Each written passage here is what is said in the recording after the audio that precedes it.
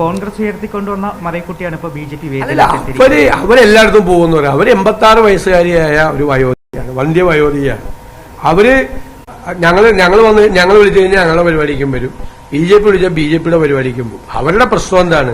സാമൂഹ്യ സുരക്ഷാ പെൻഷൻ കൊടുക്കുന്നില്ല എന്നുള്ളതാണ് അവരുടെ വിഷയം. അവരിപ്പോ ഏതെങ്കിലും രാഷ്ട്രീയത്തിൽ അംഗമായതുകൊണ്ടാണ്. ഞങ്ങളുടെ പാർട്ടിയിലൊന്നും അംഗമല്ലല്ലോ അവര്, ഞങ്ങളുടെ പാർട്ടിയിൽ അംഗമല്ലല്ലോ അവിടെ പോയത്. അവര് ഒരു കോസ് റേസ് ചെയ്തു. കേരളത്തിൽ സാമൂഹ്യ സുരക്ഷാ പെൻഷൻ കിട്ടാതെ, മരുന്ന് മേടിക്കാൻ പണമില്ലാതെ പാവപ്പെട്ടവരായിട്ടുള്ള ഒരുപാട് ആളുകൾ കേരളത്തിൽ വിഷമിക്കുകയാണ്. അവരുടെ പ്രതീകമാണ് അവർ. അവരൊരു വേറൊരു പൊളിറ്റിക്കൽ സ്റ്റേജിൽ അവരെ വിളിച്ചുകൊണ്ട് 86 വയസ്സുണ്ടാവും. അവർ ഞങ്ങളുടെ പാർട്ടി അംഗമൊന്നുമല്ലല്ലോ. മണിപ്പൂരും അതോടൊപ്പം തന്നെ ഗുസ്തി താരങ്ങളുടെ സമരം നിൽക്കുമ്പോഴാണ് പ്രധാനമന്ത്രി കേരളത്തിൽ വന്ന് സ്ത്രീ ശാക്തീകരണം പറയുന്നത്. അതാണല്ലോ ഞാൻ പറഞ്ഞത്. അവിടെ സ്ത്രീവിരുദ്ധ നിലപാടെടുക്കുന്ന പാർട്ടിയാണ് BJP. സ്ത്രീവിരുദ്ധ നിലപാടാണ് ഏറ്റവും പ്രധാനപ്പെട്ട പ്രശ്നം. ഗുസ്തി താരങ്ങളുമായിട്ട് ബന്ധപ്പെട്ട വിഷയത്തിൽ അവരെങ്ങനെയാണ് കൈകാര്യം ചെയ്തത്? കണ്ണീരോടുകൂടിയാണ് ഗുസ്തി താരങ്ങൾ അവരുടെ മെഡലുകൾ ഉപേക്ഷിച്ചിട്ട് തിരിച്ചുപോയത്. കാരണം ഒരു നടപടിയില്ല.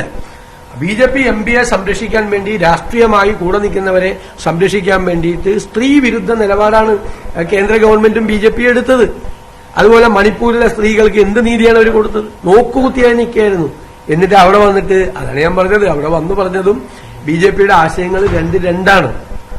സ്ത്രീകൾക്ക് ഒരു തുല്യ പ്രാധാന്യം കിട്ടുന്ന ഒരു പുതിയ സാമൂഹ്യ വ്യവസ്ഥയിൽ വിശ്വസിക്കുന്നവരല്ല BJP. അവർക്ക് ഒരു വരേണ്യ വിഭാഗങ്ങളെ മാത്രം തൃപ്തിപ്പെടുത്തി പോകുന്ന ആളുകളാണ് അവര്. അതുകൊണ്ടല്ലേ ഒരു മുഖ്യമന്ത്രി തന്നെ പറഞ്ഞത് ശൂദ്രന്മാരുടെ ജോലി എന്ന് പറയുന്നത് ബ്രാഹ്മണർക്ക് ദാസ്യവേല ചെയ്യുന്നതാണെന്ന് ഒരു മുഖ്യമന്ത്രി തന്നെ പറയുന്ന സ്ഥിതിയിലേക്ക് BJP തരം താഴില്ലേ.